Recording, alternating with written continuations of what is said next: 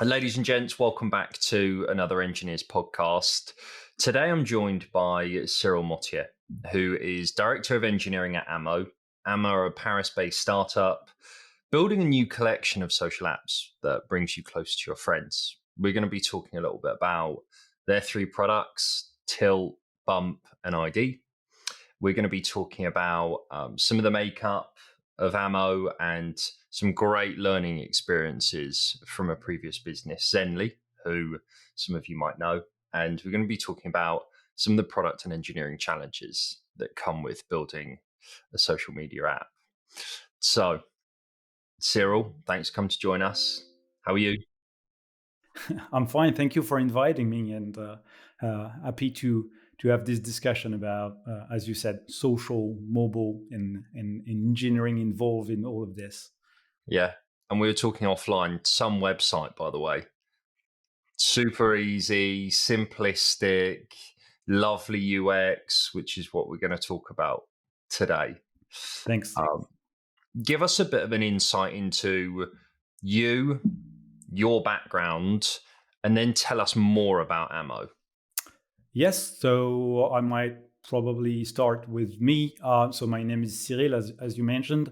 I've been like focusing on engineering for more than 15 years now, and I actually started very at the exact same time the iPhone was announced, and so I grew up basically and made most of my career on mobile, like starting with iPhone and then focusing a lot also on Android. So if you look at um, my career, actually, I grew up with mobile in three ways.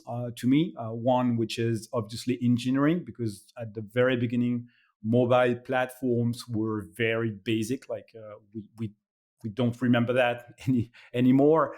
But at the very beginning, the iPhone was just on 3G networks. There was not a lot of screen real estate, not a lot of memory, etc. So we had to deal with all of those constraints.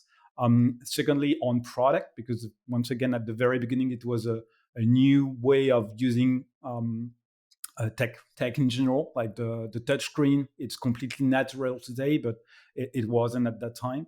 And the third thing that made up my career is basically leadership or management, mostly because at the very beginning it was only one person in a garage actually developing an app, and nowadays it requires, like, it depends on the company, of course, but you have some companies where maybe 500 engineers are just working on a single app.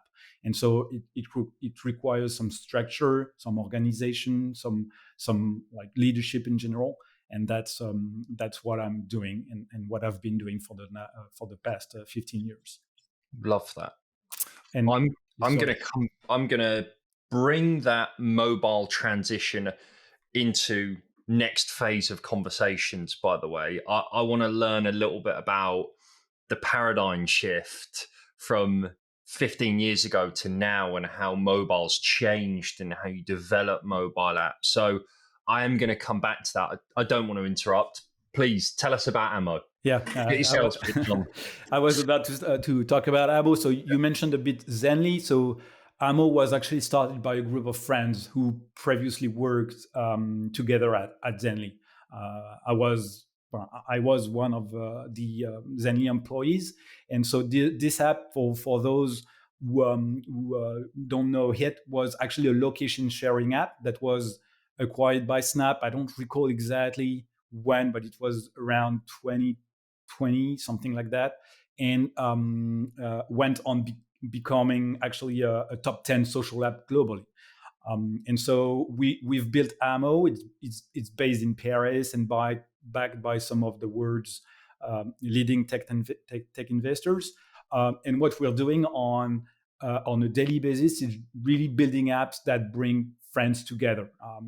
We have a vision that is fairly simple, because we consider that today's social platforms like Facebook, Snapchat, TikTok, or whatever, they have left friends behind. Actually, they've prioritize entertainment and this concept of followers, of making people famous over what's actually important, which is fostering friendships and being close with your siblings, with your family, with your close friends.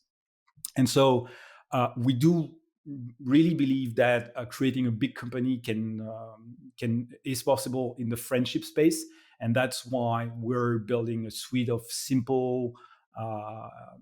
We tend to think that it's beautifully crafted apps, but that's really because we consider that this is actually something that is not really existing at the moment in the industry, and that's what we are building at Ammo.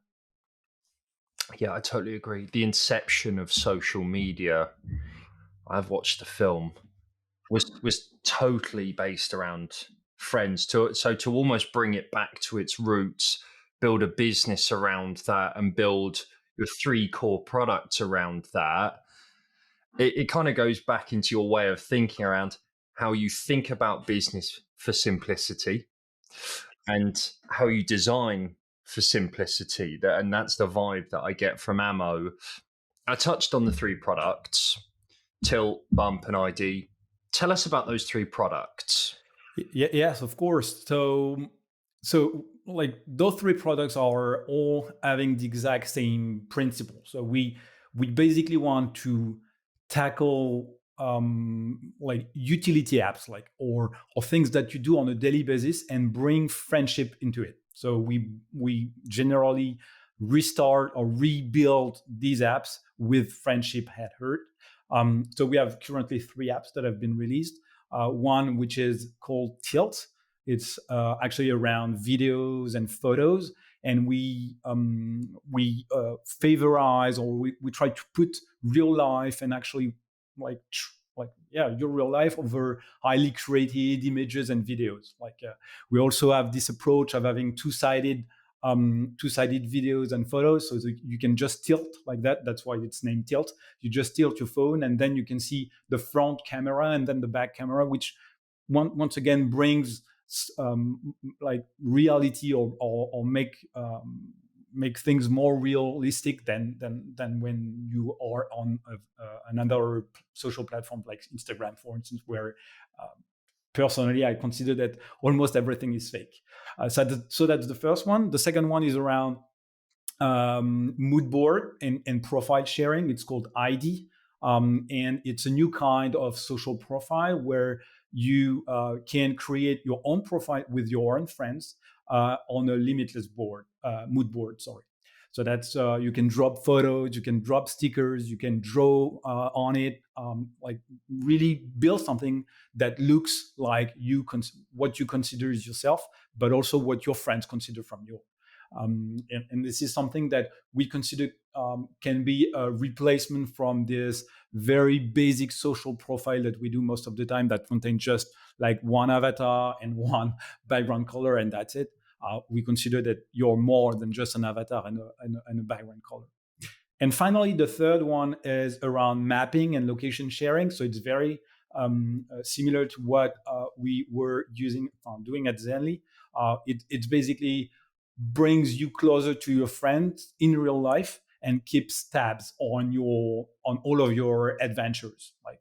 So we have various features in Bump, but one of the killer feature to me is just killing this, hey, where are you, a text message. No need to send that anymore, because you just open the app and then you can see exactly and in real time where your friends are without asking them. And we also have a feature called Scratch Map, which is basically all of your location history and everything that you've revealed, like where you've been, all of this. So it's really like, as I said, a product focusing on maps and location sharing in general, and everything that can be all of the social that can be created around location and mapping. No secrets then. Yeah. No secrets. We have it's not because maybe we will talk about it, but I think there is a big difference between what we built. As I said, it's so everything is built around friendship. So friendship is very different from what you have on Facebook, Snapchat, or TikTok, where you just follow. It's unidirectional. We have everything that is bidirectional. That's it. That's the thing that really drew me to ammo, as in the psychology element and how that's so tightly woven into your product roadmap and what you're building and how you're building it, and how it's different to the norm of social media platforms today. Talk to us about that psychology element and how that actually does help you form a product roadmap. 2 points that we did touch on offline were fast feedback loops and quality. They're things that I really want to try and get into and understand how Ammo actually use this psychology element in their products to build some really good stuff. Yes. Yeah. So there's maybe different aspects of it. Like you mentioned it. Like for us, privacy is vital. It's important. Like, and that's why I was mentioning that we build everything around this notion of friendship over like the notion of followers. I would say one notion, the friendship notion, is bidirectional, while the followers model is more unidirectional. And so what it means is that it will impact basically all of our products. So you were talking about Bump, where you are sharing your location in real time with your friends, but you are doing it, but your friends are also doing it for you. So you can see where they are as well as they can see where you are. Which is really a change in the paradigm of like any other social app. So everything we do is built around this, and this is what for us makes it focus, so that people can focus more on, once again, friendship. Like it's normally it's not really natural to have more than 100 friends on our products, because once again we focus on close friends. So that's the first thing that is really impacting the product, I would say, and also engineering, and we will see that just after. And the second thing that I think is very vital to us is the speed and the way we iterate. Like we need to iterate very fast, and with high standards. And I think this is more personally, this is what I think. Obviously, we're a startup, and this is required as a startup. But I think this is also required when you work in the consumer space, and in particular in the social space, because we're competing with other companies that are all iterating very fast. And so the faster, the better, one. And secondly, we're targeting an audience that is most of the time like very like Gen Z, various names, whatever the names, but people that grew with mobile, and they have high expectation. They really have a bar that is much higher than, for instance, my parents have. Like they do want everything to be animated. They want everything to be instant. They don't want loaders. They don't want like to wait for anything, or they don't want to wait for their app to be displayed. And that puts a lot of constraints on us. When I say us, I talk about engineering, but it also puts a lot of challenges and interesting challenges from an engineering perspective, because we need to build a product that is really high quality, unique, and provide features and things that you've never seen elsewhere. And at the same time, from an engineering perspective, you need to find solutions to that. And most of the time, those solutions are not always available. And that pushes us to actually build stuff that have not been built by other companies. Okay.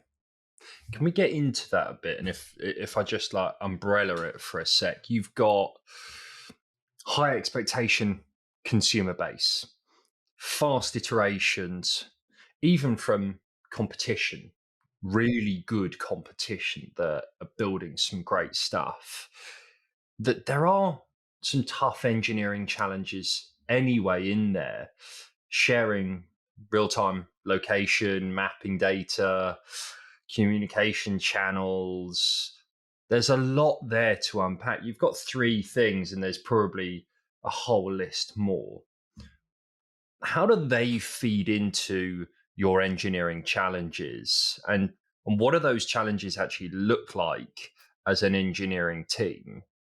Yes, so we have plenty of them, but I think it's there are two aspects of it. Like the first one is obviously the tech stack, like all of the technology that we use, and the second way is the way we work. So for me, the way we work, the way we're organized, all of this is as important as the tech that we use. So let's focus first maybe on how we work and how we are organized. So organization is definitely a way for us to have a startup mindset. So we need to be capable of adapting the organization, the business, to match the business and product requirements. So we need to be very flexible, and that's why actually, if you look today at Ammo, even though we're a very small startup, it's about 40 people total. We are very flexible and have short-lived feature teams in some cases, but also platform teams or platform-based organization when the headcount is not enough. So we really change the team topologies just to be flexible enough to adapt to the business and product requirements. So I can give you an example for that. Like we have only 5 Android engineers. So at the moment, they are organized more following a platform-centric organization, while on iOS we have more than 10 iOS engineers, and so we are we can actually be organized in a more feature-centric teams, and so we adapt really the organization based on one, what we need to tackle, and secondly, what kind of teams we have. The second thing that we do a lot is and you mentioned that we value a mindset of feedback, and we value a mindset of fast feedback loops.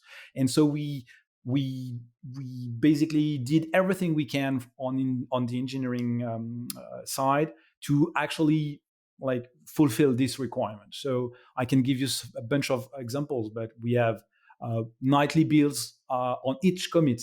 Not only most of the time when you say nightly builds is one build per day.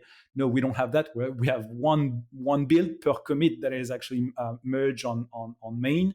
We have an integrated feedback system in the apps. We have some custom internal build variants so that you can like test new features without them being in production. We have no integration environment, for instance, so that we don't waste time dealing with pre-prod or whatever integration environment that you have. We have an in-app updater in all of our apps, so that whenever you open it as a user, internal user, you're notified that you have a new version to install, and you're always on the latest one.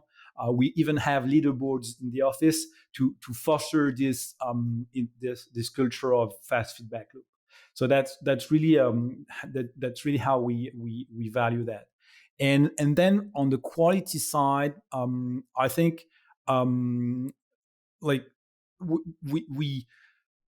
I find there are various ways of ensuring quality, which is obviously always trying to have a mindset of looking further and not just using the API as provided by Google or Apple or whatever. We always go beyond that. But I think one thing that I think I've never seen elsewhere than at Ammo or Zenly was the fact that we have an organization where our design is far from engineering. When I say far, like most of the time, design is really part of the product teams, and so they are working in collaboration with the engineers.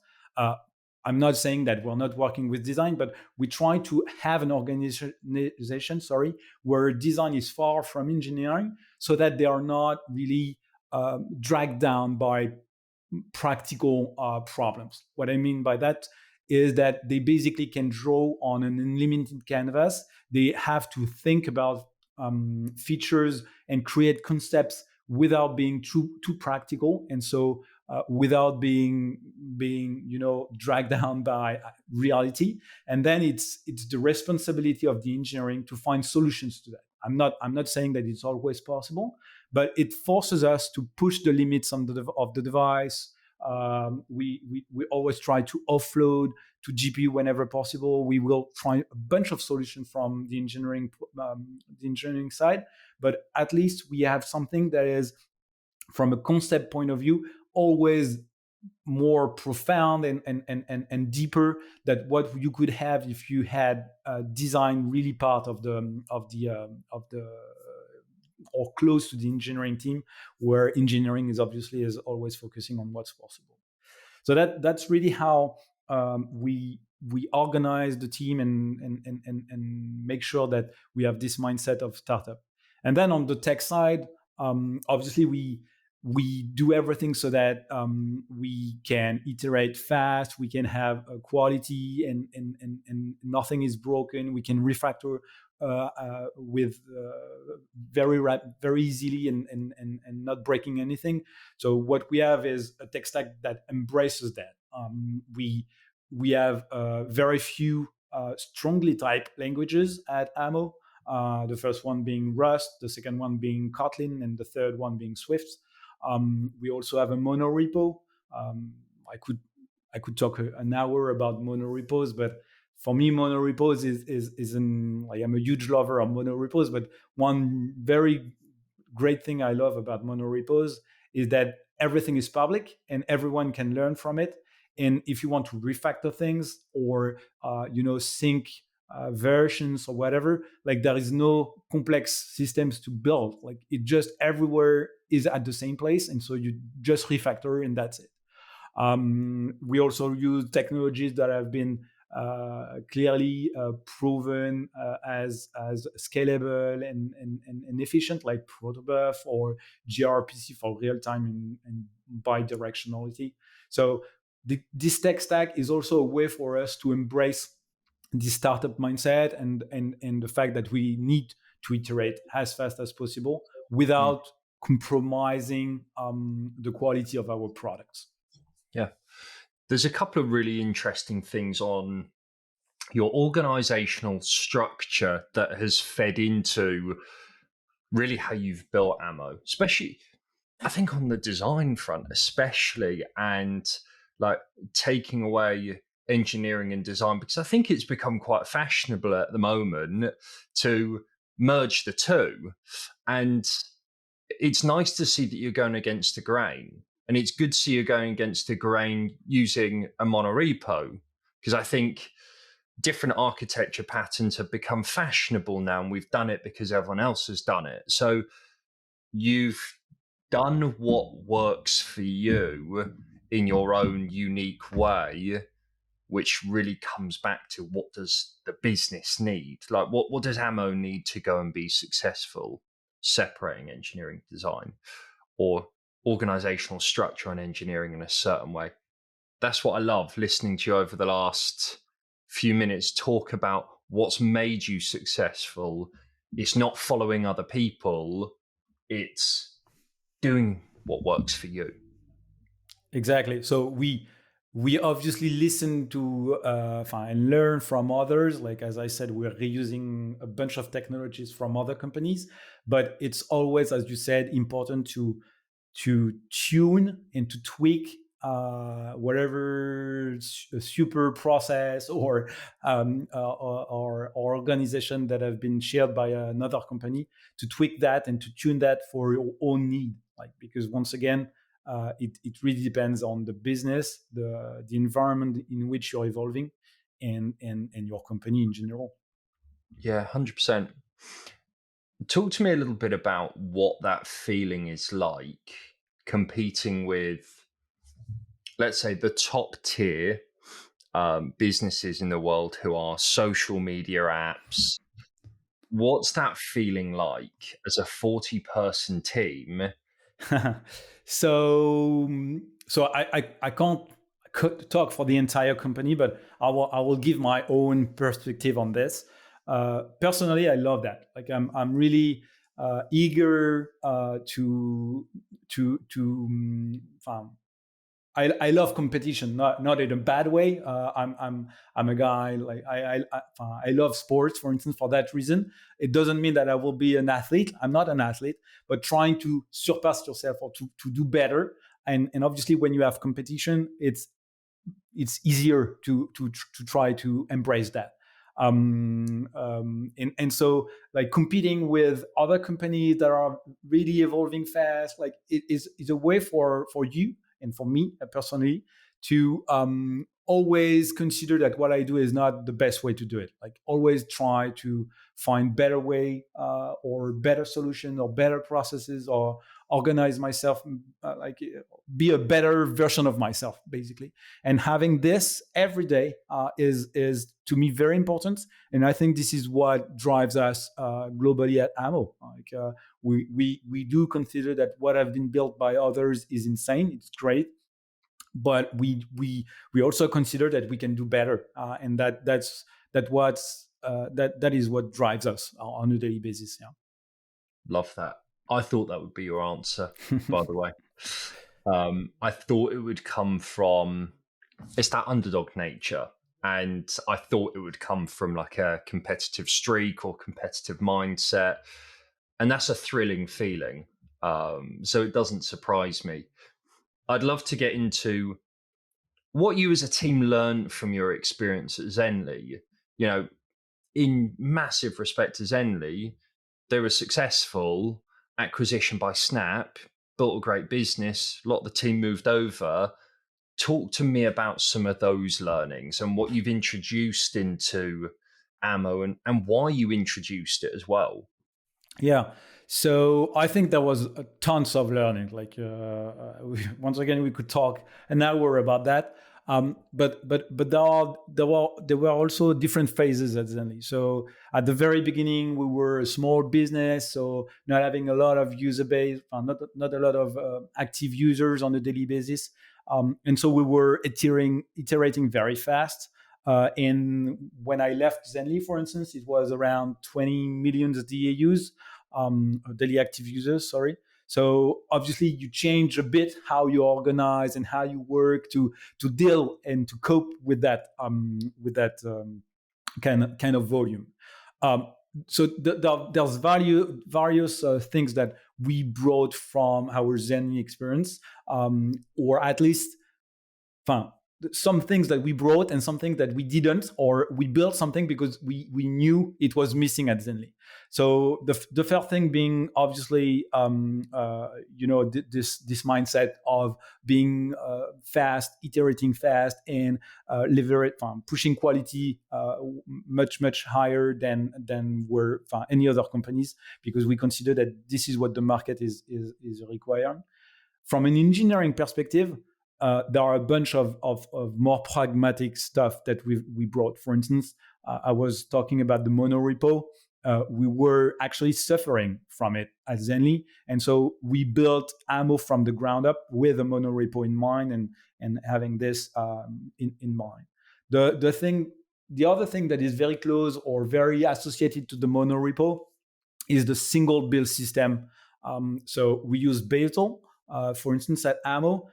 We at the very end of Zenly, we were moving to Bazel more and more, but it was not the only build system. And so it was really a nightmare to be able to orchestrate and to build things properly when you have different languages, different platforms, all of that. And so what we built from the ground up at Ammo is a single build system using Bazel in a monorepo, so that whenever you press play on your IDE or you want to build the service or whatever, it just through Bazel, and it will take care of building every dependencies that is required. Another thing that we brought, obviously, even though we're not at the scale at the moment, but soon for sure, of Zenly, but it's like this mindset of creating things with architecture, with scale in mind. Sorry, so architecturing with scale in mind. Having we use ScyllaDB, which is a Cassandra-like NoSQL database. We have also Kafka or Redpanda for distributed event store. So all of this, mindset of dealing with huge volumes and having everything async, replicated, and eventually consistent most of the time. This is something that we brought also at Ammo. So we are not always applying it because it really depends on the scale you have, but at least we have this in our head, in our mind, and so we know that if we succeed as we want, as we all want in the company, we will need this to be ready. The third thing I would say, this is this at the time at Zenly, it was very, very innovative. I think it's less innovative nowadays because of some solutions like Kotlin multi-platform, for instance. But we have our own solution for cross-platform development. So that's why we use Rust. Actually, Rust is used on the backend at Ammo, but also on the front end as the backend from front end for iOS and Android. And this is a way for us to build the persistence and networking layer. So this is built in Rust, and then it's shared. It's the exact same code that is shared between iOS and Android, so that Android and iOS can just build the UI and make sure that the user experience is the best possible. And this is something that we brought from Zenly. It used to be done at Zenly with Go.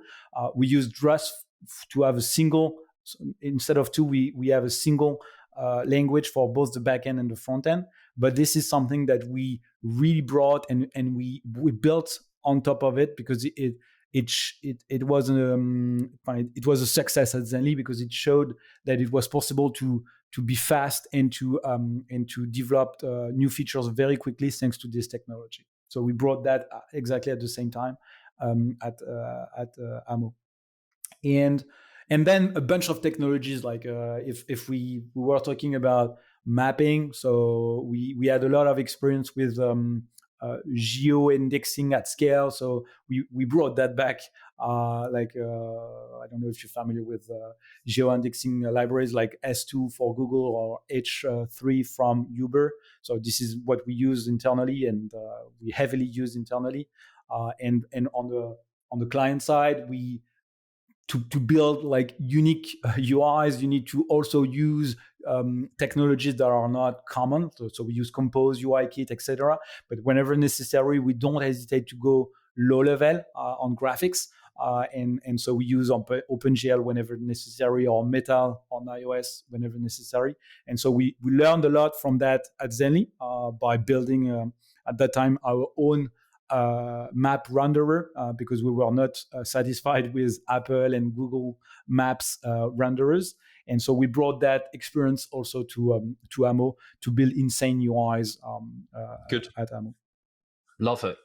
Yeah, I think there is, of course, the power in using what you've learned previously to speed you up in the moment. You don't need to go and build something that's so new, so shiny, just because it's a new business. Go with what you know. That is going to save you so much tax, like mental tax in the future. So good for you guys. As you want to go back to my first question, I just thought of it. That paradigm shift and what you've seen in the last 15 years building mobile apps, you touched on it. Things have changed from memory, processing power, design, UI.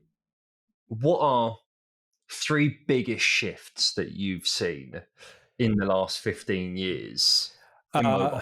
Yeah, so excellent question. And I would say once again, I started a long time ago, so there was a lot of shifts changes, I would say. The first big one to me that comes to my mind is obviously